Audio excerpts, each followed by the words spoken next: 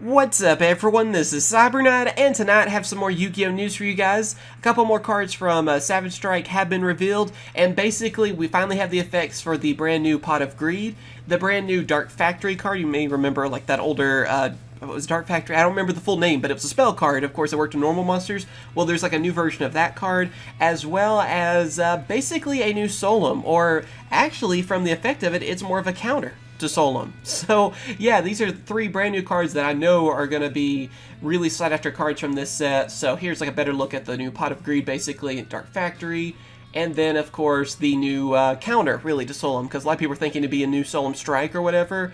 It's a little bit different, but yeah, it's like the Maiden or the Witch, I think is what they're calling her, like sending back the attack to, I believe, God? Isn't the guy on Solemn supposed to be God? I think. I think that's correct. So yeah, I don't think that's going to end too well for her. I have a feeling that she's not going to be able to really damage God, but we'll see. I bet there's like going to be a stronger version of Solemn that's going to come after this. If I'm not mistaken, she's going to get destroyed then, more than likely. But yeah, let's go and read off these effects, and we'll talk about them. So first off, the new Pot of Greed is Pot of Indulgence. It is a normal spell card, and its effect is, at the start of your main phase 1, banish either 3 or 6 of your face down extra deck cards randomly. Face down. Draw 1 card for every 3 cards you banished. Also, you cannot draw cards with card effects for the rest of this turn. So pretty much, it's kind of like Pot of Desires for the extra deck. Sort of. That's kind of what it reminds me of. So randomly you're banishing some of your extra deck monsters or extra deck cards, and I guess in a deck out there that really doesn't matter if they have an extra deck, this could really help you out in a way.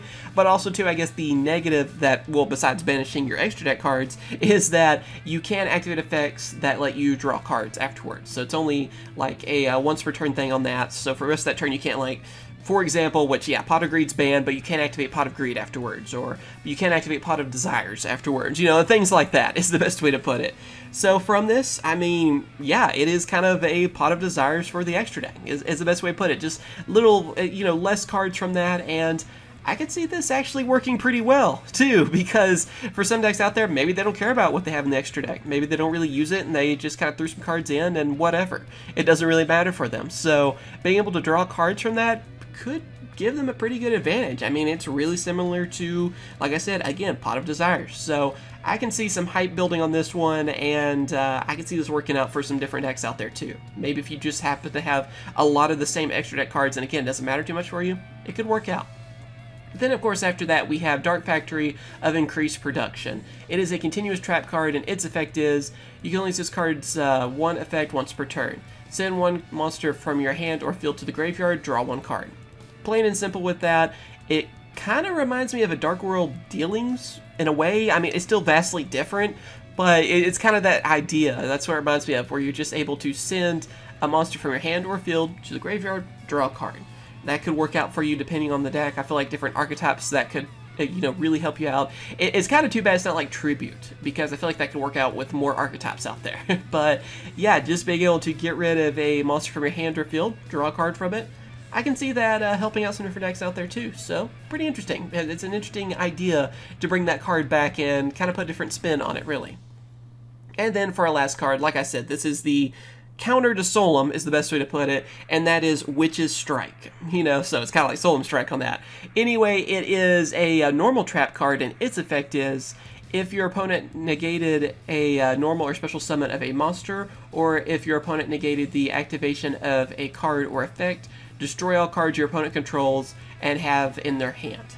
So wow, I mean, basically, as you can see, you are punishing your opponent for using any of the Solemn cards, or anything that negates. But I mean, obviously, this is aimed towards, you know, Solemn Judgment, Warning, Strike, I guess even Scolding. I guess that'd be another option. But yeah, anything that negates or stops you from summoning can just be, you know, you have a counter to it. Being able to destroy all cards your opponent controls, and even in their hand. So this is a card where if you have this face down, and I feel like when this is out too, people are going to be wondering, where it's like, oh, do I want to activate this Solemn card or whatever, because I might really pay for it afterwards. This could pretty much cost me the duel. Seems pretty interesting, and I'm looking for seeing what it could do. So yeah, and also too, I guess this worked against hand traps as well. So I'm looking forward to seeing this card, but that is a very scary card. It's just a way to punish your opponent for trying to stop you from doing things.